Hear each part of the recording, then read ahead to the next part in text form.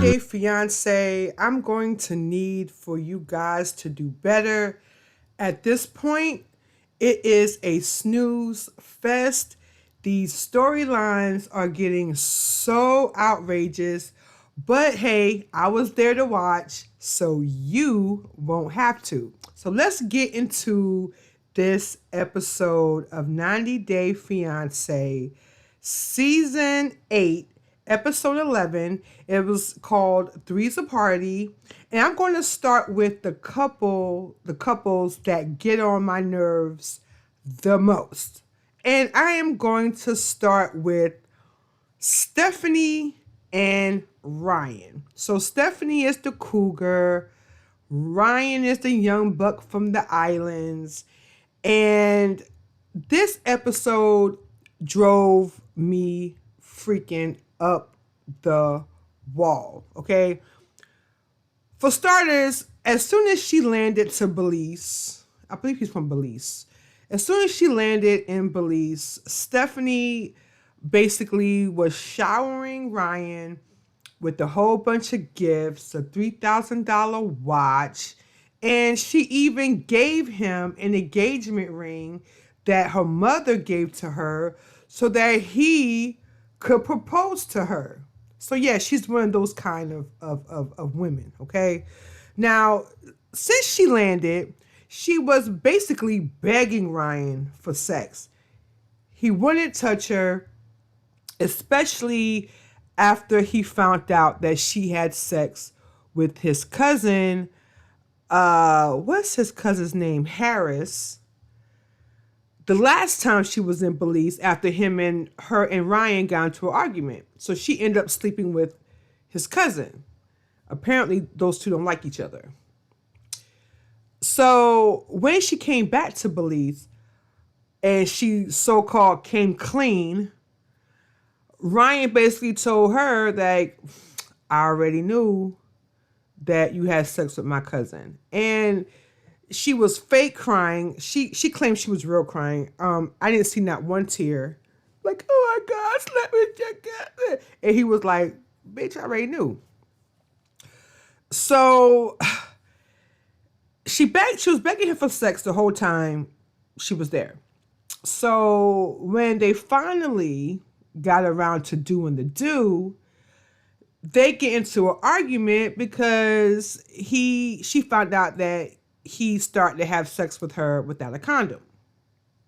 And she went ballistic off because she said she hasn't seen him in 10 months. And she doesn't know what he's been doing. Again, she was the one that stepped out and slept with his cousin Harris. Okay? So they get into the argument, they're yelling back and forth. He gets dressed, about to leave. Well, he's leaving, and she's yelling, Ryan, talk to me, talk to me, talk to me, talk to me. And he's like, girl, I don't got time for you. I'm out. I'm about to get in a taxi and go home. And she's like, with what money? He leaves, okay? So she's at the hotel by herself. And then she starts to going through the room, ransacking the room, basically looking for the engagement ring that she gave to Ryan to give to her to propose to her, and then she thought that Ryan actually accused Ryan of stealing the ring. So once she finds the ring, she calls Ryan and basically says, hey, thank you for not stealing my ring. Thank you for not stealing my ring that I gave to you to propose to me. Okay, girl. And then she had the audacity. See, this is what I don't agree with Americans, like when they go. I mean, this is especially me with my family being from Jamaica. The one thing I hate is that the Americans just swear up and down that, that they're beneath them. And that's kind of like the shtick that Stephanie kind of gives off. Like she's beneath the Belize natives. Okay? She thinks she's above them, and which is like far from the case. And she even had the audacity to tell Ryan, well, you don't want me buying all these gifts for anyone else, do you? I mean, girl, listen, girl. I just cannot get over the fact that you accused this dude of taking you accused this dude basically not sure like what he does, but yet you slept with his cousin, you know? And then you had the audacity to when you tried to call the cousin up to come see you after Ryan left, and the cousin's like, nah, I'll come check you tomorrow. I mean, listen, I'm just going to be honest. I think, and especially after I saw this interview that she did with another blogger, that this whole storyline is stretched and far-fetched, and I just don't believe it. I don't believe it. I don't believe it. I'm just going. I'm gonna move on. I'm gonna move on to another boring couple. Now, this couple I am sick and tired of, and I'm speaking no other than Mike and Natalie. Now, on this season, these two are boring. Okay, boring, boring, boring. Now, this episode, Natalie is accusing Mike of sleeping with his best friend the night of her wedding when he spent the night at her house where he was supposed to be at at a family member's house, and he ended up sleeping over at his girl's best friend house. And this seems to be bothering Natalie, especially especially after the fact that she has been in America for a few weeks now, and Mike has not still given her the ring. Even after couples counseling, he still hasn't gave her the ring, and she basically gave him an ultimatum: either you give me the ring back, or I'm just not going to feel secure in our relationship. And he was like, basically, tough luck. Because when I was in your country and you was giving me your ass to kiss, so the least, and then you got mad for whatever reason, you took the ring off and you threw it at me, and so he put it in his suitcase of hard ass back to the U.S., and she thought because she came over to see him now that he was supposed to, to buck down and just give him the ring and give her the ring, and he was like, hell to the no, to the no, no, no, hell to the no, okay? He even told her, I'm not in love with you. We're not in love. And then he told her this episode that we are not engaged. So, but we all know in present time that these two did get married. I don't know why. I have no clue why, because they are not copacetic with each other. Like, they don't mesh. I don't feel the love. I don't feel, I don't feel anything when I see them. It's very, very cold and weird between these two. But hey, like I said, in real time, they're married and allegedly with child. So we'll see how this boring storyline turns out. So let's move on to Jovi and Yara. Now, Jovi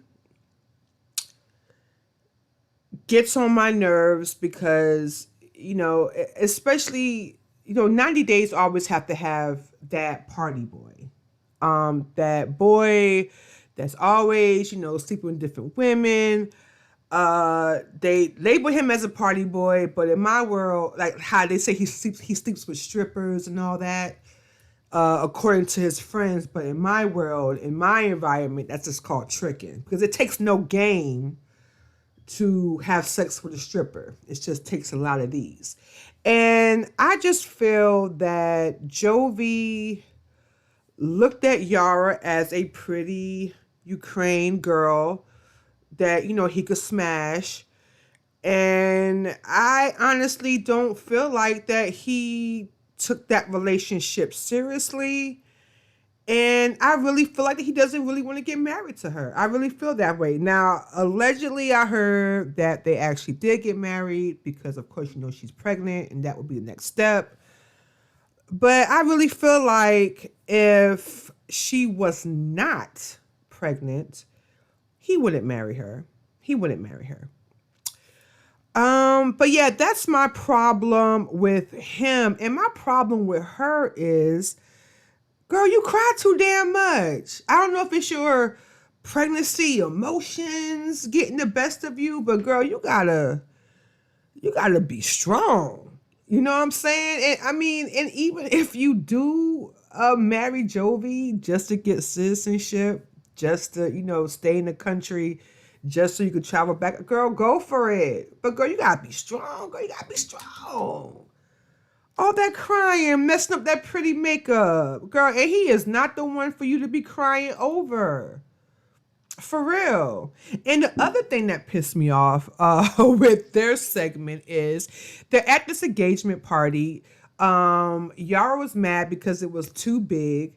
Because his mother, Jovi's mother, told her it was going to be small, but ended up being big.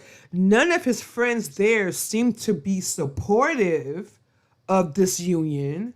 Okay, they was talking really low key behind the scenes and then smiling in her face like, Yara, don't trust them. Do not trust them. Watch your back, girl. Watch your back. But that's pretty much all that happened with them besides them dancing and, there was basically arguing with each other low key. And Jovi's mom was like, oh my God, they look so in love. And they're arguing with each other low key while they were doing their couple dance. Yeah. But yeah. I can't with those two. But let's move on to Zayed and Rebecca. This storyline sucks monkey balls. Okay? Straight monkey balls. I cannot. Rebecca, if you're going to be a cougar messing around with a 20-something-year-old man, you can't let the young girl see you sweat. I mean, all this, you mad because she had the... Okay, so she gets mad because they're at a table with her daughter and her daughter's husband, and friends of her daughters and her daughter's husband and whatnot. They all, of course, are younger than Rebecca, but more closer to Zayed's age. And then one of the girls, she was blonde, she was pretty. She was like, Zayed was saying how he had a whole bunch of stuff that he needed to get help moved. And the girl offered her family's truck. And Rebecca took that as, oh, she's flirting with you, or, and all this stuff. And she made this big deal about it. And girl, you letting them see you sweat. Do you know how many pretty women are in America? I mean, what are you going to do? Are you going to blindfold this man every time you go out? And then Rebecca took him over to meet her other son and her, daughter-in-law and her grandkids. And, apparently Rebecca has 5 grandkids, and she was asking Zayed, oh, well, how do you feel about, being a grandfather? He said it was cool because in the beginning, he told her, hey, I don't want kids. But preferably, I think he meant to say, I don't want kids with you. Okay. But he said he didn't want kids. So she decides, okay, I'm going to talk to him again about wanting kids, because now she's starting to see, oh, well, what if he does want kids? I can't have any kids. I had to have hysterectomy. I can't give him kids. Girl. The man said, how many times this man got to tell you he don't want kids? How many times did he have to tell you that he does not want kids? But then this is what really pissed me off about Rebecca. Not only are you making us cougars look bad, okay? But you had the audacity to tell this man that if y'all two get married and that he decides that he wants kids, that he can't divorce you. Are you freaking serious? Are you serious right now? Okay. Girl, if you all I gotta say is that if you're gonna date a younger guy and you're gonna be a cougar, girl, you're gonna have to put your big girl panties on and don't let nobody see you sweat. You are making yourself look like a fool on national TV. And that's all I'm gonna say about that. That's all I'm gonna say about that. Telling that man he can't. If you divorce him, if he decide to want kids, he can't divorce you. Girl, not only is he gonna divorce you, girl, he might end up having kids with that blonde girl you was mad about. Girl, bye. Anyways, moving on to Julia and Brandon. Okay. Now, these two, Brandon, you need to man up. Okay? You need to man up. Now, this episode, it starts off with Julia telling Brandon, they're riding in the car and she's telling Brandon that she was feeling sick. So they were implicating that she was pregnant or that she could be pregnant. But instead of you guys running out and getting pregnancy tests to make sure whether or not you're pregnant, the first thing that Brandon says that they should do is to tell his parents. Why?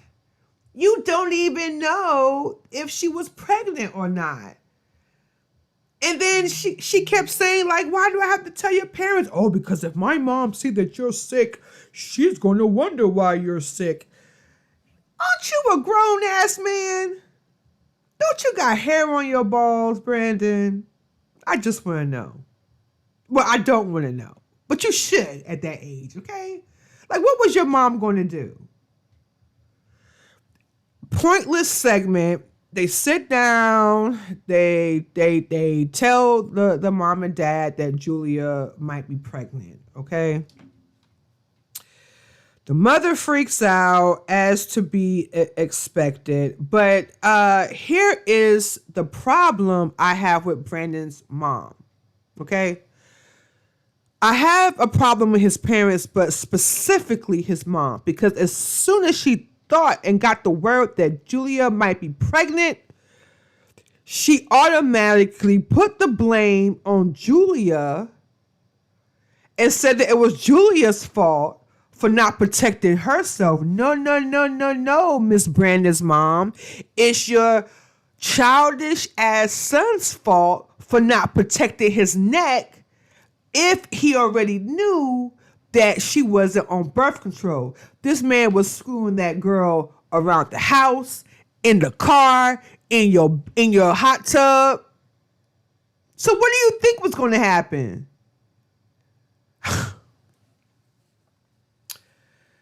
Ended up being Julia was not pregnant. She's not pregnant, okay? And they told their parents. It was a big sigh of relief. And now hopefully these two will start using protection. But allegedly, I heard in the grapevine that Julia is also with child. Allegedly, okay? Allegedly. And I also heard through the grapevine that these two actually did get married and they are still in his parents' house to this day. Allegedly. Okay. Last but not least, and I have to point out, the one thing that I did notice about Brandon's mom is she's kind of giving me Colt's mom Deborah 90 Day Fiance vibes. Just weird, all up in her son's relationship, all in her son's sex life. But at the same time, if you stay with your mom and your pops, what you think's gonna happen? Okay? So all I gotta say, Brandon, is man up. Because at the end of the day, if Julia is your wife, that's what she is. She is your wife. She's not your parents' farmhand. And that's why I think that the parents really want Brandon to stay there, to basically take care of that ratchet ass farm they got over there, in my opinion. I mean, you got all them puppies in the damn cages. How dare you? But anyways, moving on to Tariq and Hazel. In my opinion, Hazel did not come down to the United States for Tariq. I don't believe she did. I believe she came down to the United States for a better life. I mean, she might like Tariq a little too, but I don't see that she's in love with him, because as soon as she touched down, she basically asked, for a girlfriend. And I don't think she asked for a girlfriend for her and Tariq to share. I believe she asked for a girlfriend for her and Tariq just to go watch. That's just my opinion. In tonight's episode, they sat down and talked with his best friend, Angela. Angela's been knowing Tariq for years. And then Hazel was getting a little tipsy off the wine. And she ended up telling Angela that she wanted a girlfriend. And Angela's point, and I see what she means, is that, don't you want to get to know Tariq more first? Because they haven't really spent a lot of time together, And she's like, no, I would be happy if I had a girlfriend. Now, keep in mind that her and Tariq actually did have a girlfriend. They had a girl from the Philippines. Was she from the Philippines? I think she was from the Philippines. Somebody correct me if I'm wrong. Or she was from Thailand. She was from I think Hazel's from the Philippines and she's from Thailand. Yeah. So, so they had a girlfriend before. And Hazel ended up jealous over the other girl because Tariq was showing the other girl more attention. So you see what I mean when I say that I feel like Hazel wants a girl for herself and wants Tariq on the sidelines, if you know what I'm saying. But at the end of the day, Tariq basically told his friend that either way they're gonna do what they want. They're gonna get a girlfriend and whatnot. But Tariq, I mean, I'll watch out. Watch out for that. I'm telling you, I see nothing but drama coming ahead, and it's not going to be on Hazel's part this time. It's going to be on your part, because I won't be surprised if Hazel leaves you for a chick, marries you, gets her papers, gets her son down, and then leaves your ass for a piece of poom poom.